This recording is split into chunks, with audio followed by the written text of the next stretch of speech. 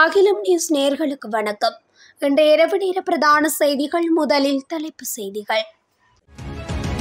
தேசப்பந்துவை கொலை செய்ய சதி திட்டம், அமைச்சர் வெளியிட்ட முக்கிய அறிவிப்பு. 1,00,000 இலங்கையர்கள் நாட்டை விட்டு வெளியேற்றம். யாழில் பரபரப்பு, கனரக வாகனம் மீது துப்பாக்கிச்சூடு. ஓய்வூதியதாரர்களுக்கு அரசு வெளியிட்ட மகிழ்ச்சியான அறிவிப்பு. கட்டுக்கடங்காமல் அதிகரிக்கும் குற்ற செயல்கள், களமிறக்கப்பட்டுள்ள சிறப்பு அதிரடிப்படை. எதிர்வரும் 24 மணித்தியாலங்களில் 75 மில்லிமீட்டர் அளவில் பலத்த மழை. நுவரெலியா செல்லும் சாரதிகளுக்கு எச்சரிக்கை. துப்பாக்கியுடன் அடுக்குமாடி குடியிருப்புக்குள் நுழைந்த பெண்ணால் பரபரப்பு. யாழில் வீடொன்றில் உருக்குலைந்த நிலையில் சடலம் மீட்பு. தொடர்பென விரிவான செய்திகள். பதவி இடைநீக்கம் செய்யப்பட்ட பொலிஸ் மா அதிபர் தேசப்பந்து தென்னக்கோனை கொலை செய்வதற்கான சதித்திட்டம் குறித்த விசாரணைகள் ஆரம்பிக்கப்பட்டுள்ளதாக பொதுமக்கள் பாதுகாப்பு அமைச்சர் ஆனந்த விஜயபால தெரிவித்துள்ளார். அத்தோடு தென்னக்கோனை கொலை செய்வதற்கான பொறுப்பு சிறை தண்டனை அனுபவிக்கும் சமன்குமார் என்பவரிடம் வழங்கப்பட்டுள்ளதாகவும் அமைச்சர் குறிப்பிட்டுள்ளார். இன்று இடம்பெற்ற நாடாளுமன்ற அமர்வின் போதே அவர் மேற்கண்டவாறு குறிப்பிட்டுள்ளார். இதேவேளை எதிர்க்கட்சித் தலைவர் சஜித் பிரேமதாசவை ஸ்னைப்பர் தாக்குதல் மூலம் கொலை செய்ய திட்டமிட்டுள்ளனர் என்ற தகவல் பொய்யானது என உறுதி செய்யப்பட்டுள்ளதாகவும் ஆனந்த விஜயபால தெரிவித்துள்ளார். 2025 ஆண்டில் இதுவரை இலங்கை வெளிநாட்டு வேலைவாய்ப்பு பணியகத்தில் பதிவு செய்யப்பட்ட 1,00,000க்கும் மேற்பட்ட தொழிலாளர்கள் வெளிநாட்டு வேலைகளுக்காக சென்றுள்ளதாக வெளிநாட்டு வேலைவாய்ப்பு பணியகம் தெரிவித்துள்ளது. அதன்படி இந்த ஆண்டு ஜனவரி முதல் மொத்தம் 1,413 பதிவு செய்யப்பட்ட இலங்கை புலம்பெயர்ந்த தொழிலாளர்கள் வெளிநாட்டு வேலைகளுக்கு சென்றுள்ளதாக வெளிநாட்டு வேலைவாய்ப்பு பணியகம் தெரிவித்துள்ளது. அவர்களில் சுய பதிவு மூலம் வெளியேறியவர்கள் 64,150 பேர். வெளிநாட்டு வேலைவாய்ப்பு முகவர் நிலையங்கள் மூலம் பதிவு செய்தவர்கள் 36,263 பேர். இந்த குழுவில் 39,496 பெண்களும் 60,917 ஆண்களும் அடங்குவர். அதேவேளை குவைட்டில் வேலைகளுக்காக அதிக எண்ணிக்கையிலான பதிவுகள் செய்யப்பட்டன. மேலும் இந்த ஆண்டு 3,40,000 பேரை வெளிநாடுகளுக்கு அனுப்ப எதிர்பார்க்கின்றோம் என்று இலங்கை வெளிநாட்டு வேலைவாய்ப்பு பணியகம் மேலும் தெரிவித்துள்ளது. யாழ்ப்பாணம் பரடி பகுதியில் சட்டவிரோத மணலுடன் தப்பியோடிய கனரக வாகனம் மீது கொடிகாமம் போலீசார் இன்று துப்பாக்கிச்சூடு நடத்தியுள்ளனர். பளை பகுதியில் இருந்து சட்டவிரோத மணலுடன் சென்ற கனரக வாகனத்தை எழுதுமட்டுவால் பகுதியில் கடமையில் இருந்த கொடிகாமம் போலீசார் நிறுத்த முயற்சித்தனர். இதன்போது கனரக வாகனம் நிறுத்தாது கொடிகாமம் பகுதியை நோக்கி தப்பி சென்றுள்ளது. இதையடுத்து போலீசார் குறித்த கனரக வாகனத்தை தமது வாகனத்தில் துரத்தி சென்றனர். எனினும் லொரி பரணி மந்துவில் வீதியால் திரும்பிச் சென்று வேம்பராய் நோக்கி மிக வேகமாக சென்றபோது லோரியில் பயணித்தவர்கள் போலீசாரின் வாகனத்தை நோக்கி டார்ச் லைட் மூலம் பிரகாசமான ஒளியை பாய்ச்சியிருந்தனர். இதனால் தமது வாகனத்தை செலுத்த முடியாத நிலையில் போலீசார் கனரக வாகனத்தின் டயர்களை நோக்கி துப்பாக்கிச்சூடு நடத்தினர்.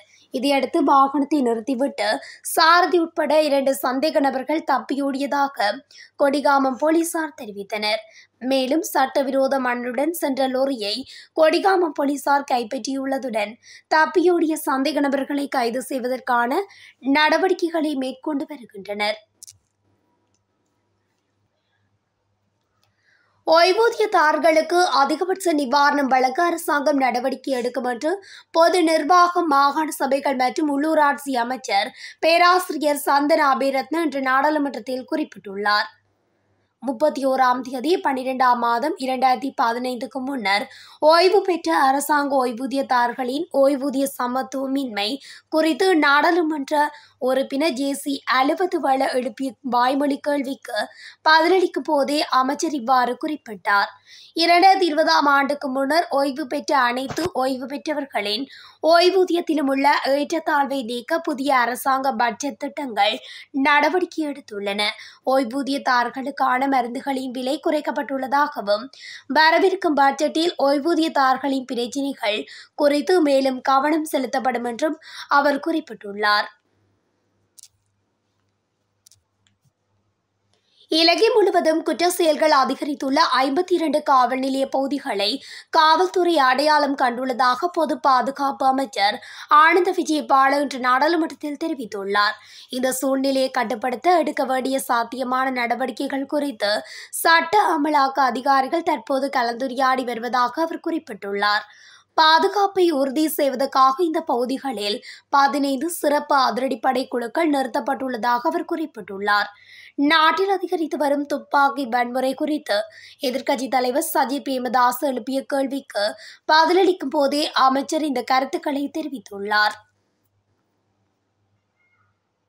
நாட்டின் சில பகுதிகளில் எதிர்வரும் 24 மணித்தியாலங்களில் பலத்த மழை பெய்யக்கூடும் என வளிமண்டலவியல் திணைக்களம் எதிர்வு கூறியுள்ளது. அதன்படி மேல் சபரகமுவ மாகாணங்களிலும் காலி, மாத்தறை, புத்தளம், நுவரெலியா மற்றும் கண்டி மாவட்டங்களிலும் 75 மில்லிமீட்டர் அளவில் மழை வீழ்ச்சி பதிவாகக்கூடும். நாட்டின் ஏனைய பகுதிகளிலும் மழை அல்லது இடியுடன் கூடிய மழை பெய்யக்கூடிய சாத்தியம் நிலவுகிறது. இதேவேளை கொழும்பு, காலி, களுத்துறை, கண்டி, கேகாலை, ரத்தினபுரி ஆகிய மாவட்டங்களுக்கு விடுக்கப்பட்ட நிலச்சரிவு அபாய முன்னெச்சரிக்கை தொடர்ந்தும் நீடிக்கப்பட்டுள்ளதாக தேசிய கட்டிட ஆராய்ச்சி நிறுவனம் தெரிவித்துள்ளது. நுவரெலியா நகரை நோக்கி செல்லும் பல வீதிகளில் நிலவும் அடர்ந்த பனியினால் வாகன போக்குவரத்து பாதிக்கப்பட்டுள்ளதாக போக்குவரத்து போலீசார் தெரிவித்துள்ளனர். அதன்படி ஹட்டன் நுவரெலியா பிரதான வீதி, நானு ஓயா நுவரெலியா, பாதுளை நுவரெலியா பிரதான வீதியில் நுவரெலியாவிலிருந்து ஹெக்கல வரையிலும், நுவரெலியா கம்பளை பிரதான வீதியில் பம்பரக்கெல்ல வரையிலும் கடும் பனிமூட்டத்தால் போக்குவரத்து தடைப்பட்டுள்ளது. அடர்ந்த மூடுபனி நிலவுவதால் இந்த வீதிகளை பயன்படுத்தும் போது வாகன சாரதிகள் தங்கள் வாகனங்களின் பிரதான முகப்பு விளக்குகளை ஒளிரச் செய்து மெதுவாக வாகனத்தை செலுத்திச் செல்லுமாறு நுவரெலியா போலீஸ் அறிவித்துள்ளது. கொழும்பு கெப்லோக் நகர பகுதியில் அடுக்குமாடி குடியிருப்பில் உள்ள வீடொன்றில் இருந்து T56 ரக துப்பாக்கி ஒன்று போலீசாரால் கைப்பற்றப்பட்டுள்ளது. போலீசாருக்கு கிடைத்த ரகசிய தகவலின் அடிப்படையில் துப்பாக்கி கைப்பற்றப்பட்டதாக போலீசார் தெரிவித்தனர். பெண்ணொருவர் கெப்லோக் நகர அடுக்குமாடி குடியிருப்பில் தனது வீட்டுக்கு T56 ரக துப்பாக்கி எடுத்துச் செல்வதை கண்ட அந்த அடுக்குமாடி குடியிருப்பின் பாதுகாப்பு அதிகாரி ஒருவர் இதுகுறித்து போலீசாருக்கு தகவல் அளித்துள்ளார். பின்னர் வெள்ளவத்தை போலீசார் சம்பவ இடத்துக்கு சென்று வீட்டை சோதனை செய்து துப்பாக்கியை கைப்பற்றியுள்ளனர்.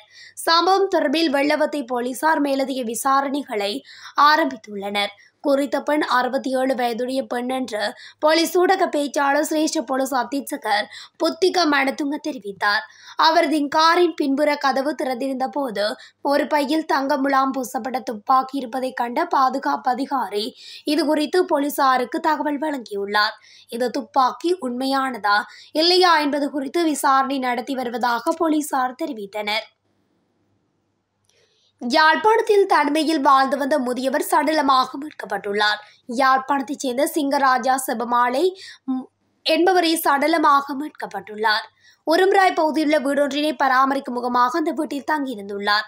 இந்நிலையில் கடந்த சில தினங்களாக குடும்பத்தினருடன் தொடர்பு இல்லாததால் குடும்பத்தினர் அவரை தேடி சென்ற வேளை உயிரிழந்த நிலையில் சடலமாக காணப்பட்டுள்ளார். கோப்பாய் போலீசாருக்கு அறிவித்ததை அடுத்து போலீசார் சம்பவ இடத்துக்கு விரைந்து சடலத்தை மீட்டு உடற்கூற்று பரிசோதனைக்காக யாழ் போதனா வைத்தியசாலைக்கு அனுப்பி வைத்தனர். சடலம் உருக்குலைந்து காணப்படுவதால் முதியவர் இறந்து சில தினங்கள் ஆகலாம் என்றும் சந்தேகம் வெளியிட்டுள்ளனர். உடற்கூற்று பரிசோதனையின் பின்னரே இறப்புக்கான காரணம் தெரியவரும் என குறிப்பிட்டுள்ளனர். இத்துடன் அகிலம் நியூஸின் இன்றைய இரவு நேர பிரதான செய்திகள் நிறைவடைகின்றன. தொடர்ச்சியாக செய்திகளை அறிந்து கொள்ள அகிலம் நியூஸ் ஊடகத்துடன் இணைந்திருங்கள். நன்றி, வணக்கம்.